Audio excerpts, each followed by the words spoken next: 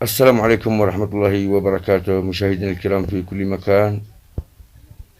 بث مباشر مباراة نادي الاتحاد السعودي ضد التعاون اليوم في الدوري السعودي روشن، وستنطلق المباراة في تمام الساعة 6 من مساء اليوم الجمعة الموافق 20/10/2023، وستقام المباراة في الاستاد الرياضي بملعب الملك عبد الله ببريدة. أتمنى منكم الاشتراك بالقناة والضغط على زر الجرس ليصلكم كل ما هو جديد بإذن الله تعالى. مباراة الاتحاد والتعاون اليوم الساعة 6 مساء بتوقيت مكة المكرمة واليمن والعراق وسوريا.